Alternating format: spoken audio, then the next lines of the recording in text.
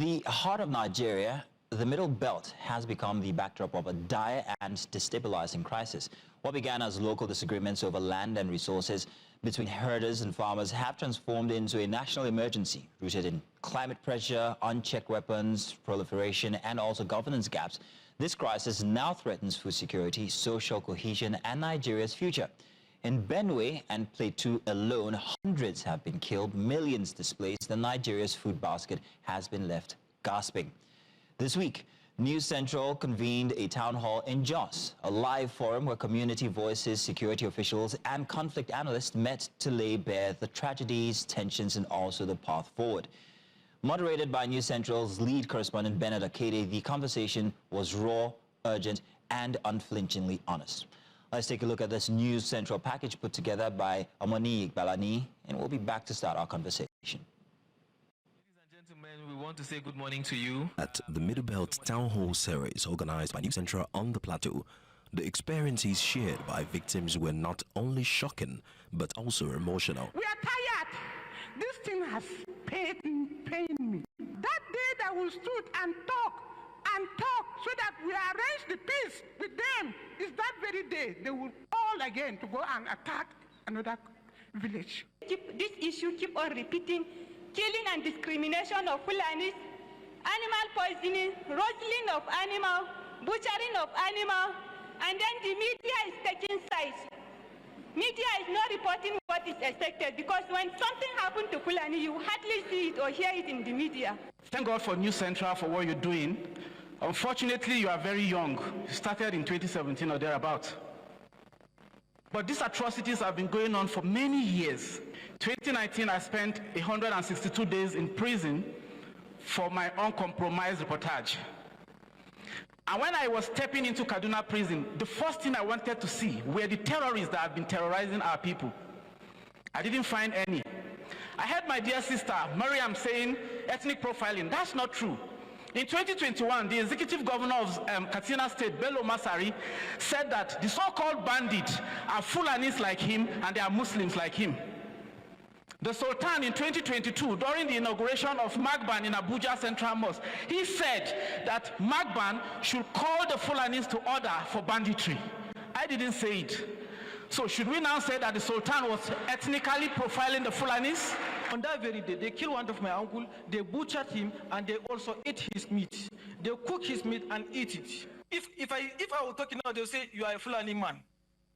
I will go look for admission. They'll say he's a Fulani man. We can't grant him admission. Of which I'm an indigene. Women are crying every day. We are being raped. They are helpless. With blame game among various tribes and ethnicities, one thing stands out. For peace to reign, there must be justice. We have youths. Let's bring them together. Let's form holistic vigilante group, not vigilante group that will take sides. Until justice is done, there will never be a solution.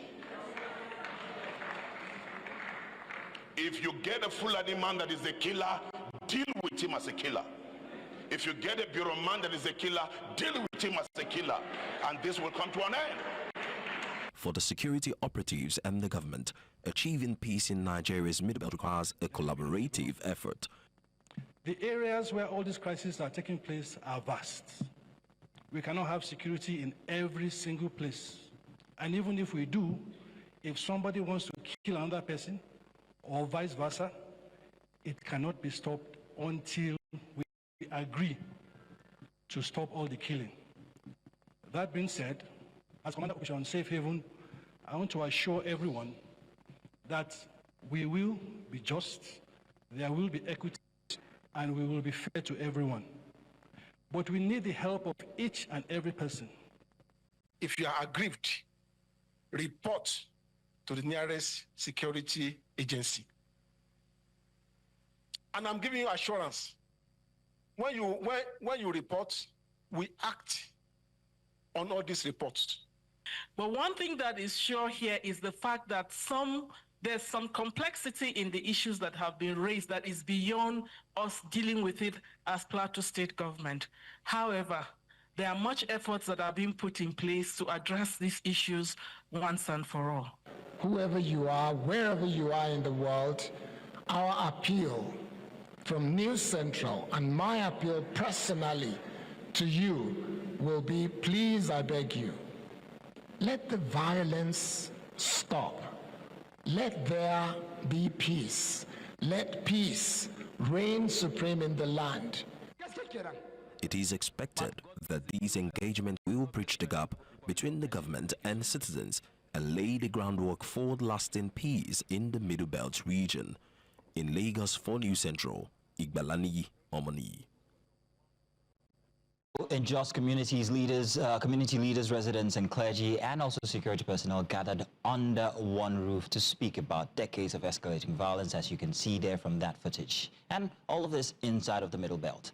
From Plato's bloody local governments, Bokos, Mangurium, Wase, Bakinladi, to other states like Benue and Nasarawa, horror stories like these and heartbreaking ones have been laid bare. The town hall amplified the region's suffering and brought attention to widening cracks in our nation's unity. Hence, to discuss with us here today, we have Bernard Akede, who actually moderated at the town hall only just on Thursday.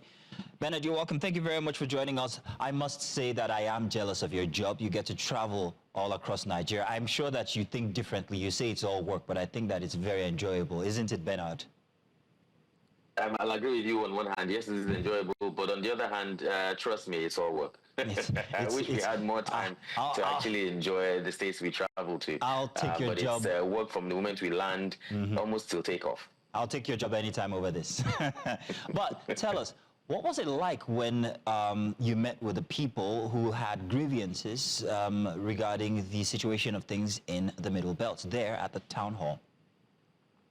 Like you said in your introduction, Mazino, it was raw and unfiltered, I must confess. These are people who, like you also said, for decades have been directly or indirectly affected by certain levels of violence, you know, ranging from anything you can think of to everything you can think of. You know, people talked about rape, talked about maiming, talked about murders, having their farmlands destroyed, having their houses destroyed, having innocent children who know nothing about whether it's farmer-header clash or land grabbing or resource, resource harvesting, if you like. Children who know nothing about these things being burnt while in their sleep, you know, pregnant women being slaughtered, old men going to their farm and they are being killed right there on their farmlands.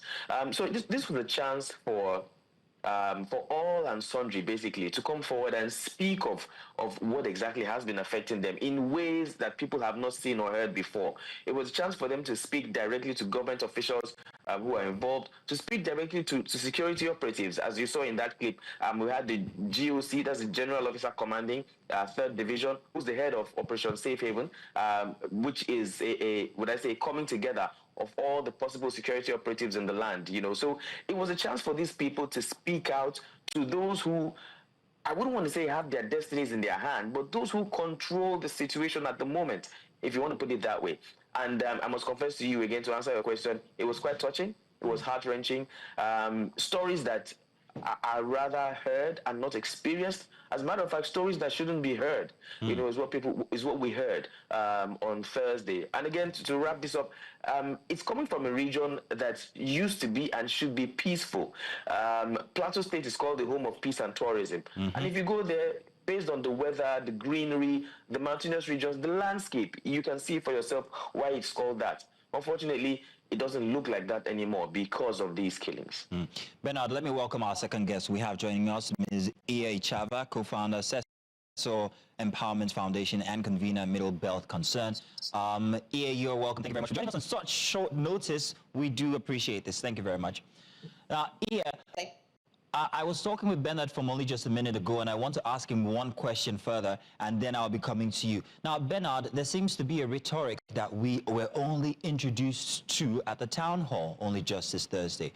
Every time we hear about these clashes, we always hear that they are Fulani bandits. But this time we hear and see a situation where even the Fulani people are coming out to talk about some kind of profiling where they are now the victims themselves. There's also the talk that when there are bandits attacks and villages are killed, we hear all of that story, But when it comes to Fulani attacks, when Fulanis are attacked, we hear nothing of their plight. What exactly is going on here? Who are these bandits at the end of the day? And why do we have these cases of profiling? Well, first of all, I'd say, I mean, it's not exactly a coincidence. I would like to put it that way, where you hear of just one tribe when issues of banditry or issues of attacks happen.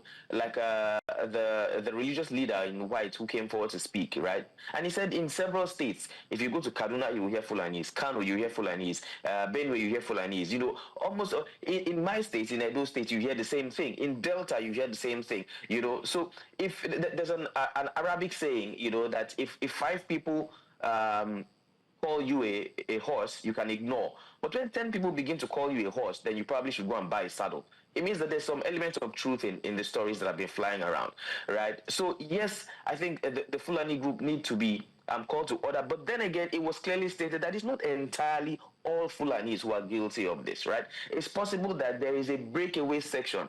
There could be a fragmented section of this group that have eventually decided to take up arms.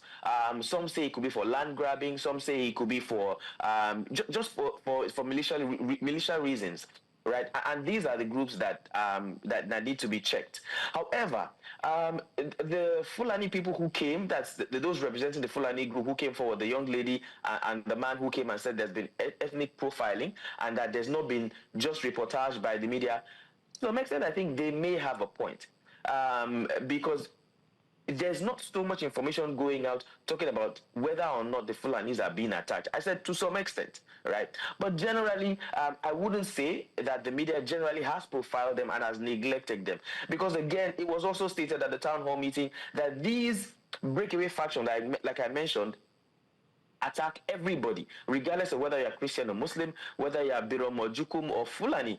As long as you stand in their way, right? You restrict them from carrying out these evil acts that they want to carry out. They would attack, and they would attack you, and that's where the problem comes in. So I don't know. I disagree completely that they have been completely ethnically profiled, or that there has been unfair treatment to the Fulani people by the generality of the media. I think the media is just reporting what is coming out. I mean, if Fulani people, God forbid, are being slaughtered in their hundreds or in their thousands, I don't think any right-thinking media organization would overlook that, or would not publish that, or not print that, as the case may be.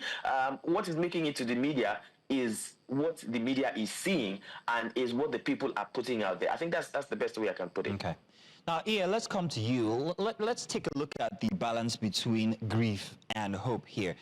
You've followed the story across the Middle Belt. You also have a movement, and you've actually interacted with these people who have lost families, people who are in the eye of the, well, situation in the Middle Belt. Is there any hope at all? Do you think that forums like the New Central Town Hall actually serves the purpose of trying to get these people to express their grievances and also find solutions here? There's always hope, and the Town Hall series for us as people of the Middle Belt is a critical part of the journey in us being able to tell our stories, and in us being able to really put in the right context and tell the truth. I mean, we had survivors there. There were people, as Bernard had said, whether from Benue, the one in Makudi that happened, I think in July, and then this one that happened just this week. We had all the victims. We had a lot of victims there, different groups, and of course, the media being balanced and New Central being balanced. They also had the Mieti Alakatu Breeders Association and others who came saying they were also victims, and Bernard has very wonderfully addressed the issue of profiling. Now, profiling in of itself is not a bad thing. What profiling does, and Nigerians need to understand it and stop bunging and throwing out words. I sometimes think that the Fulani militia and those who support them within the Fulani groups actually come out and plan this narrative where they'll start shouting, oh, we're being profiled, we're being profiled. Why are you being profiled? Why is it every time, as Prophet El Buba said, who was the speaker and said he's a Fulani man. And he said Fulani all over the place. At every town hall on these issues, the people have said Fulani. These are eyewitness accounts. These are testimonies that can stand up in any criminal court, where the witnesses, the people who have suffered, the man, for example, Makudi's hand was cut off by Fulani headsmen. So let us call it what it is. It's the truth. It is now up to the Fulanis and the Miete Alakato Breeders Association groups to identify those criminals and terrorists within their midst and hand them over for due prosecution. Having said that this is part of that journey. For you to be able to achieve justice, there must be truth. One of the things I noticed, and this is where, for me, there is hope, but we also need to take very solid action, because after all the town halls, what next? When you hear the GOC army, you hear the police, in Benue, the police and the army didn't even show up at all. And that was simply because the Benue state government did not want that town hall to hold. They spent hours the night before trying to tell us that, or trying to convince some of the stakeholders and the organizers that it was going to be a security threat. And it had to be explained to them that this is a survival of the top. So first and foremost, the government, in some of our governments in the Middle Belt, and this has been said several times, have tried to downplay this genocide that is going on in the Middle Belt right now. For what purpose, I don't understand. That is one. So Benue State particularly, even the media, it has been downplayed until News Central and a few other brave journalists and media houses began to throw light on the issue. And even then, Benue News Central, some of the organizers, they were trying to intimidate them into not holding that town hall. So let us be very clear that there are also political issues at hand. But let me come back to the issue of our security agencies. And Prophet Abuba again made the point, as did Stephen Kepas, one of the journalists, publisher of Middle Belt Times. We keep shouting, we want peace, we want peace, we want peace. Let's not have violence, let's not do this one, let's not do that. The very nature of any state and the very nature of human beings is that there are those who will do good, and there are those who will do evil. Any state worth its salt will make sure that those who do evil are held accountable. And so when our security agents come and start telling us, oh, we want peace, let us all live at peace, it's not their job to be peace preachers. It is their job to ensure justice is done by apprehending criminals.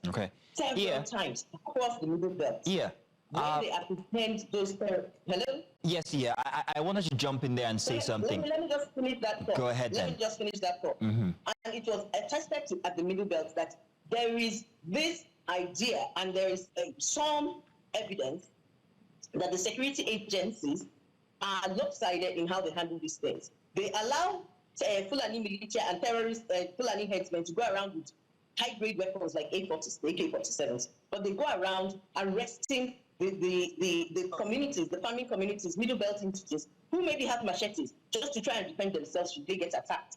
And so it is hypocritical for some of our security agents to come and be preaching peace without addressing some of these concerns. So there is hope, but we need to do still a lot of work. Yeah, I'm going to ask Bernard this question, but I'm asking both of you. I'll come back to you. Bernard, regarding the situation when it comes to profiling, Iya just said something that really made me think. Does the media owe a responsibility to actually also portray the good people who have been tagged as bad by, well, circular information? And I'm talking in this case about the Fulanis. If you see at the town hall, there are many instances or cases where people complain about how they were treated. One of them said he couldn't get admission because he's Fulani.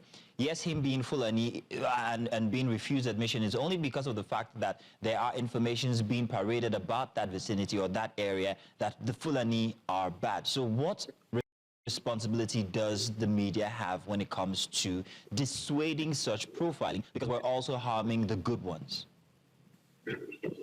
Well, first of all, thank you for that. I think the media does have a responsibility to portray, I would say, the good side of the Fulani as it is. But also, I would still take it back to the group themselves.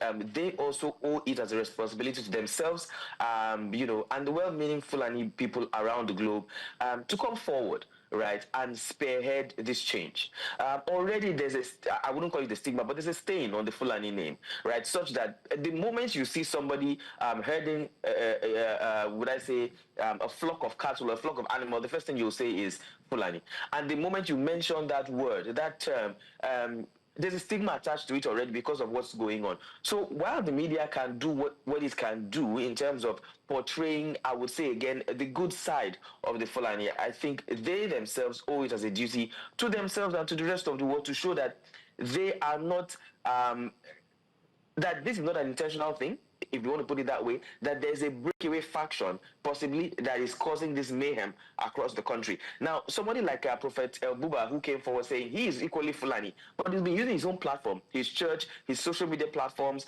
the microphone each time he holds it, to talk a bit against the evils that are happening, or the evil that is happening from a certain militia group of the Fulani.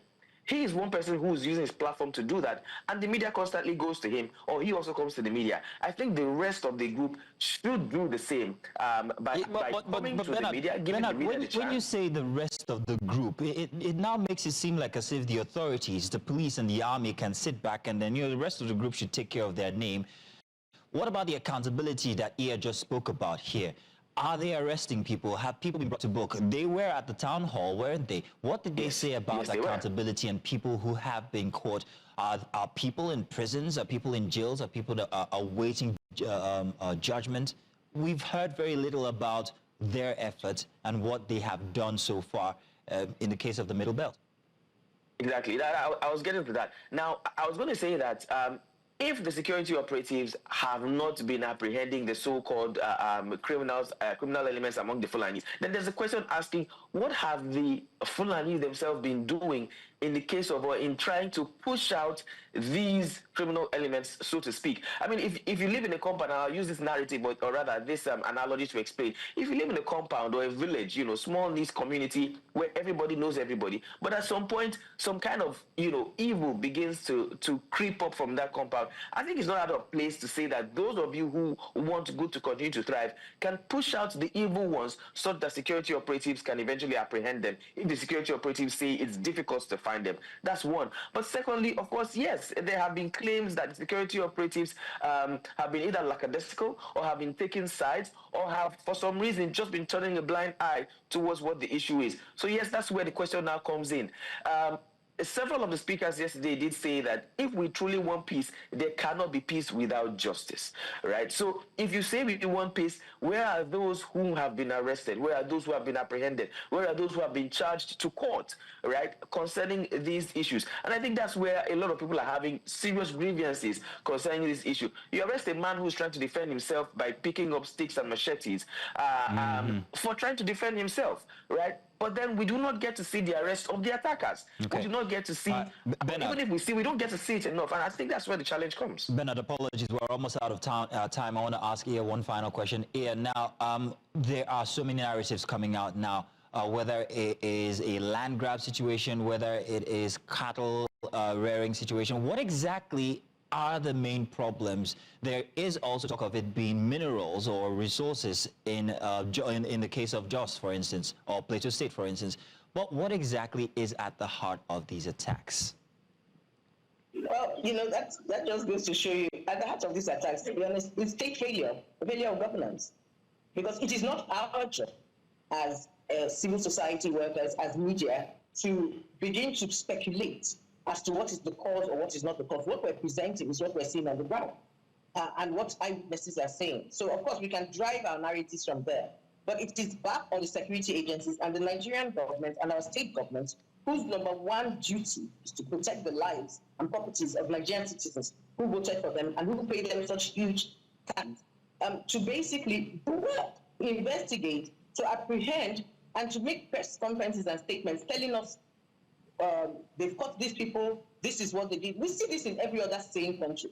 It's only in Nigeria that we, the citizens, will begin to do investigation. We'll begin to do the narratives. We'll begin to run all over the place, trying to make explanations as to why a genocide is happening. The genocide is happening, it's ongoing. And then it is the aggressor group that will not come and be telling us that we're profiling there. It is ridiculous. So for me, at the root cause of this entire thing, state failure, that is it. We can now extrapolate.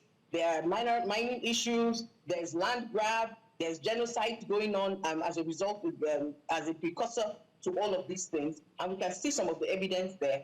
But we can only speak. We can only advocate. The state needs to act before it is too late. E.A. Chava, thank you very much for joining us and telling your side of things as you have seen it personally. And also, Bernard, thank you very much. Stellar work there at the town hall, as always. And I really especially like the analogy, the one about if you're being called a horse, buy a saddle. But thank you very much, ladies, gentlemen.